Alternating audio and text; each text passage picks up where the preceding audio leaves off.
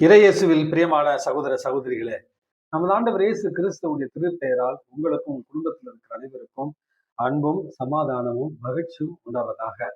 அன்பு மிக்கவர்களே, டிசம்பர் மாதம் 28ஆம் தேதி தாயாம் திரு அவை திருக்குடும்ப பெருவிழாவை கொண்டாடுகிறது. கிறிஸ்து பிறப்பின் பெருவிழாவிற்கு பிறகு வருகிற ஞாயிற்றுக்கிழமையை தான் தாயாம் திரு அவை திருக்குடும்ப பெருவிழாவாக கொண்டாடுகிறது. சேசு மரி சூசை அவர்களுடைய திருக்குடும்ப பெருவிழா. அன்புமிக்கவர்களே, நமக்கு ஒரு கேள்வி எழலாம்.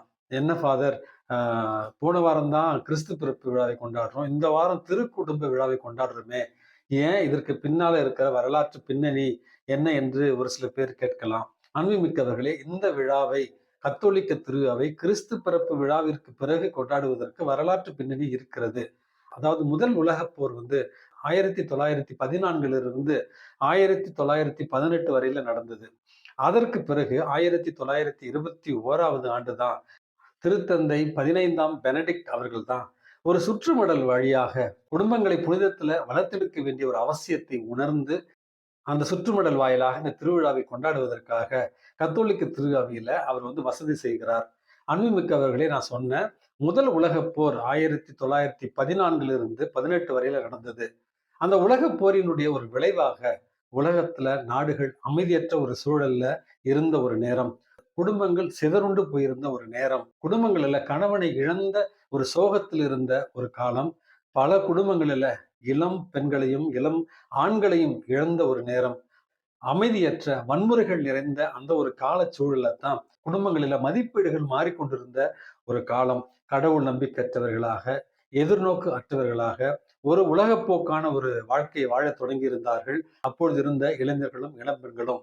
திருமணத்தின் மீது ஒரு நம்பிக்கையற்றவர்களாக, ஹிப்பி கலாச்சாரம் என்று சொல்லப்படுகிற ஒரு நாடோடித்தனமான ஒரு கலாச்சாரத்திற்கு இளைஞர்கள் மாறிக்கொண்டிருந்த அந்த ஒரு காலத்துலதான் திருத்தந்தை 15ஆம் பெனடிக்ட் இந்த ஒரு முயற்சியினுடைய ஒரு காரணமாக கிறிஸ்து பிறப்பினுடைய மகிழ்ச்சியில் இருக்கிற கத்தோலிக்க திரு அவையினர் வருகிற அடுத்த ஞாயிற்றுக்கிழமை திரு குடும்பத்தின் ஒரு பெருவிழாவாக இதை கொண்டாடி குடும்பங்களில இறை அமைதி பெருகவும், குடும்பங்களில நம்பிக்கை துளிர்விடவும், குடும்பங்கள் மறுபடியும் இறை பிரசன்னத்தின் அடையாளமாக இருக்க வேண்டும் என்பதற்காக சேசு மரி சூசை இவர்கள் மூவரையும் உள்ளடக்கிய ஒரு பெருவிழாவை தான் நம்முடைய குடும்பங்களுக்கு மாதிரியான ஒரு குடும்பங்களாக காட்டுவதற்காக தொடங்கப்பட்டது இந்த திருக்குடும்ப பெருவிழா.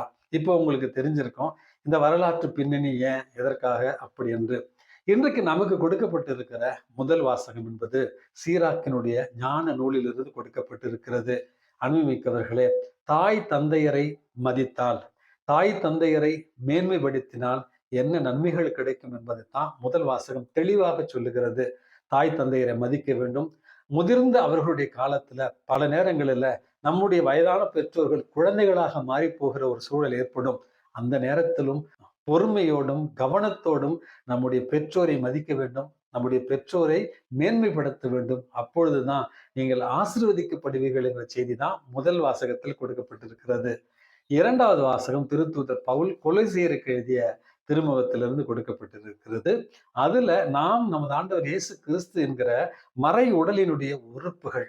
ஆகவே கிறிஸ்துவனுடைய பிள்ளைகள், கிறிஸ்துவனுடைய உடலின் உறுப்புகள் என்பதை புரிந்து கொண்டு அதற்கேற்றவாறு நற்பண்புகளால் நம்மை அலங்கரித்துக் கொள்ள வேண்டும் என்பதைத்தான் இரண்டாவது வாசகம் சொல்லுகிறது. எதை செய்தாலும் ஆண்டவராய இயேசு கிறிஸ்துவனுடைய திரு பெயரால் நீங்கள் செய்யுங்கள் அப்படி என்று தான் இரண்டாவது வாசகம் நமக்கு அறிவுரை கூறுகிறது. ஒரு நல்ல குடும்பம் எப்படிப்பட்ட ஒரு வாழ்வை வாழ வேண்டும் என்பதை இரண்டாவது வாசகத்தை வாசித்தாலே நமக்கு தெளிவாக புரிந்துவிடும். மூன்றாவது வாசகமான நற்செய்தி வாசகத்துல இன்றைக்கு கிறிஸ்து பிறப்பை ஒட்டிய ஒரு நிகழ்வு தான். யோசேப்புக்கு வானதூதர்கள் கனவுல தோன்றி குழந்தைக்கு ஆபத்து இருக்கிறது, ஏரோது குழந்தையை கொல்ல தேடுகிறான் என்கிற ஒரு எச்சரிக்கையை விடுத்து யோசேப்பு அன்னை மரியாளோடும் குழந்தையோடும் எகிப்துக்கு தப்பியோட அறிவுறுத்தப்படுகிறார்கள். அதன்படியே குழந்தையை அவர்கள் தூக்கி கொண்டு அச்சத்திலும் கலக்கத்திலும் எகிப்திற்கு ஓடி செல்கிறார்கள். அதற்கு பிறகு மறுபடியும் வானதூதர் யோசேப்பினுடைய கனவுல தோன்றி, இப்பொழுது குழந்தைக்கான ஆபத்து இல்லை, மறுபடியும் நீங்கள் இஸ்ரேல் நாட்டுக்கு செல்லலாம் என்று அறிவுறுத்தப்படுகிறார்கள். இஸ்ரேல் நாட்டிற்கு திரும்ப வருகிற நேரத்துல யூதேயா பகுதியில மறுபடியும் அரசனுடைய அச்சுறுத்தல் இருந்த ஒரு காரணத்தினால் கலிலேயா பகுதிக்கு சென்று அங்கே நாசரேத்து என்னும் ஒரு சிற்றூரில் இந்த திருக்குடும்பம் தங்கியது என்பதைத்தான் இன்றைய நற்செய்தி வாசகம் நமக்கு சொல்லுகிறது. அன்புமிக்கவர்களே, இப்ப நமக்கு கேட்கலாம், திருக்குடும்பம், புனித குடும்பம் அப்படின்னு சொல்றோமே, இயேசு கிறிஸ்துவுடைய அந்த பிறப்பை ஒட்டிய நிகழ்ச்சியில எங்க புனிதம் இருக்கிறது? எல்லாமே துன்பமாவே இருக்கிறது. எதுவுமே சரியாவே நடைபெறவில்லையே அப்படின்ற ஒரு அச்சம் நமக்கு எழலாம். அன்னை மரியாளுடைய மங்கள வார்த்தையிலிருந்து கிறிஸ்துவனுடைய பிறப்பு வரையில எதுவுமே நேர்த்தியாக நடைபெறவில்லை என்பதுதான் விவிலியத்தின்படியாக நம்ம புரிந்து கொள்ள வேண்டிய ஒரு உண்மை. திருக்குடும்பம் திருக்குடும்பம் என்று நான் சொல்லுகிறேன். அன்பு மிக்கவர்களே, இயேசுனுடைய பிறப்பு ஒரு சாதாரண ஒரு மாடரை குடிலில என்பதை நம்ம அறிவோம். இயேசுனுடைய பிறப்பிற்கு பிறகு பெற்ற குழந்தையோடு அவர்கள் எகிப்துக்கு தப்பி ஓட வேண்டிய ஒரு சூழல். எந்த ஒரு பெற்றோருக்கு இந்த நிலைமை நடந்திருக்கும்? அச்சத்தோடும் பயத்தோடும் இந்த குழந்தை தூக்கி கொண்டு ஓடுகிறார்கள். பிறகு மறுபடியும் எகிப்திலிருந்து இஸ்ரேல் நாட்டிற்கு வருகிறார்கள். வந்த பிறகும் அவர்கள் செல்ல வேண்டிய யூதேய பகுதிக்கு செல்லாமல் கலிலேய பகுதிக்கு அச்சத்தோடும் பயத்தோடும் சென்று அங்கு சாதாரண ஒரு குக்கிராமத்துல ஒரு தச்சனின் மகனாக வளர வேண்டிய ஒரு சூழல்லாம் இந்த இடத்துல இருக்கிறது. அன்புமிக்கவர்களே, இதுல புனித குடும்பம் திருக்குடும்பம் என்றால் நம்முடைய மனிதனுடைய பார்வையில எல்லாமே கஷ்டமா இருக்கு, எல்லாமே வேதனை நிறைந்ததாக இருக்கிறது, எல்லாம் சவால் நிறைந்ததாக இருக்கிறது அப்படி என்கிற ஒரு அடிப்படையான ஒரு கேள்வி எழலாம். அன்புமிக்கவர்களே, இன்றைக்கு கத்தோலிக்க திரு அவை இந்த திருக்குடும்ப விழாவை கொண்டாடுவதற்கு நமக்கு அழைப்பு விடுப்பதற்கான காரணம், நாம் வாழ்கிற இன்றைக்கு கூட குடும்பங்களில அமைதி இல்லாத ஒரு சூழல். உலக நாடுகளில இன்னும் போர் நடந்து கொண்டுதான் இருக்கிறது. யாரால மறுக்க முடியும்? ரஷ்யா உக்ரைன் போரில இன்றும் செத்து மடிந்த லட்சக்கணக்கான சிறுவர்களையும் சிறுமிகளையும் இளைஞர்களையும் இளம்பெண்களையும், இஸ்ரேல் பாலஸ்தீன போரில் இன்றைக்கும் செத்து மடிந்து கொண்டிருக்கிற லட்சக்கணக்கான சிறுவர்களையும் சிறுமிகளையும் இளைஞர்களையும் இளம் பெண்களையும் நாம் எப்படி மறக்க முடியும்? நாம் வாழ்கிற இந்த இந்தியாவில் கிறிஸ்து பிறப்பு விழாவில் வட மாநிலங்களில் கிறிஸ்து பிறப்பு விழாவன்று எத்தனை குடும்பங்களில் எத்தனை பங்குகளில் கிறிஸ்தவர்கள் துன்புறுத்தப்பட்டார்கள். மறைவுரை ஆற்றி கொண்டிருந்த அந்த குருவானவரிடத்துல சென்று ஜெய் ஸ்ரீராம் சொல்லுங்க அப்படின்னு வன்முறை கும்பல் மிரட்டியதை நம்ம மறந்துவிட முடியுமா? அன்பு மிக்கவர்களே, இப்படி அமைதியற்ற அநீதிகள் நிறைந்த ஒரு கால சூழலை தான் கத்தோலிக்க திரு அவை நம்மை திருக்குடும்பத்தின் விழாவை கொண்டாட அழைப்பு விடுக்கிறது. அன்பு மிக்கவர்களே, திரு குடும்பம் எவ்வளவு சோதனைகள் இருந்தாலும், எவ்வளவு வேதனைகள் இருந்தாலும், எவ்வளவு சவால்கள் இருந்தாலும், எவ்வளவு எதிர்நோக்கற்ற ஒரு சூழல் இருந்தாலும், நம்பிக்கையில நிலைத்து நின்ற ஒரே காரணத்தினால தான் அந்த குடும்பத்தை நம்முடைய வாழ்க்கையில துன்பங்கள் வருகிற நேரத்தில் கூட நம்முடைய பெற்றோர்கள் சொல்லிக் கொடுத்திருக்கிறார்கள். சேசு மரி சூசை துணை அப்படிங்கிற அந்த ஒரு அழகான ஜெபத்தை. அன்புமிக்க உறவுகளே, அமைதியற்ற இந்த உலகத்துல, அநீதிகள் நிறைந்த இந்த ஒரு உலகத்துல நம்பிக்கை மட்டுமே நம்முடைய வாழ்க்கையில பேர் உதவியாக இருக்கும் என்பதைத்தான் திருக்குடும்ப விழா நமக்கு முதல் செய்தியாக சொல்லித் தருகிறது. நம்பிக்கையோடு வாழ நமக்கு கொடுக்கப்பட்டிருக்கிற அழைப்பு. 2-3 மாதங்களுக்கு முன்பாக பெற்ற பெற்றோரை சொத்துக்காக வீதிக்கு விட்டு சென்ற பிள்ளைகளை நம்ம மறக்க முடியுமா? பெற்ற குழந்தை என்னை காப்பாற்றவில்லை என்று நீதிமன்றத்தை நாடிய பெற்றோர்களை நம்ம மறந்து விட முடியுமா?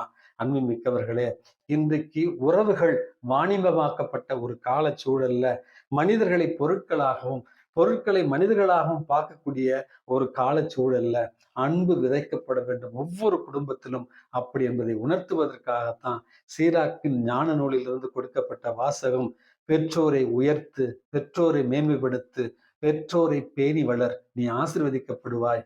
அதற்கு அடிப்படையாக இருக்க வேண்டியது அன்பு என்கிற ஒரு புண்ணியம் என்பதைத்தான் இன்றைய திருக்குடும்ப விழா இன்றைக்கு 2வது ஒரு செய்தியாக நமக்கு எடுத்து தருகிறது. 3வது ஒரு அழகான செய்தியாக, அன்பு மிக்கவர்களே, எப்படி சேசுமறை சூசை என்கிற அவர்களுடைய திரு குடும்பம் நம்முடைய குடும்பங்களுக்கு ஒரு நல்ல மாதிரியை காட்டுகிற ஒரு குடும்பமாக இருக்கிறார்களோ, அன்பாலே பிணைக்கப்பட்ட ஒரு குடும்பமாக அவர்கள் இருக்கிறார்களோ, அதே போலதான் நம்முடைய குடும்பங்களும் அன்பால் இணைக்கப்பட்ட பகிர்வால் ஒவ்வொரு நாளும் கட்டி எழுப்பப்படுகிற அன்பின் திரு குடும்பங்களாக மாற வேண்டும் என்பதைத்தான் 3வது ஒரு செய்தியாக இன்றைக்கு தாயாம் திரு அவை இன்றைக்கு நமக்கு தருகிறது.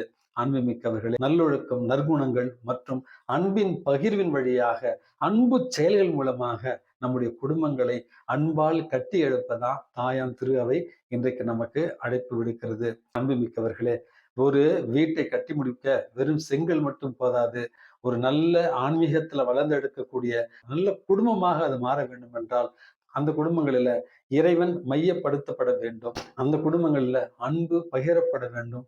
அந்த குடும்பங்களில விட்டு கொடுத்தல் இருக்க வேண்டும். அந்த குடும்பங்களில நிறைவாக மன்னிக்கின்ற ஒரு மனநிலை இருக்க வேண்டும். அந்த குடும்பங்களில எல்லோரையும் அரவணைக்கிற ஒரு பண்பு இருக்க வேண்டும் என்பதைத்தான் இன்றைய அந்த விழா நமக்கு உணர்த்துகிறது. ஆகவே அன்பால் கட்டி எழுப்புகிற நல்ல திரு குடும்பங்களை நாம் உருவாக்கிட இறைவன் உங்களையும் எங்களையும் தூண்டுவாராக. எல்லாம் உள்ள இறைவன் தந்தை, மகன், தூய ஆவி உங்களையும் உங்கள் குடும்பத்தில் இருக்கிற அனைவரையும் நிறைவாக ஆசீர்வதித்து பாதுகாத்து வழி நடத்துவாராக. ஆமென்.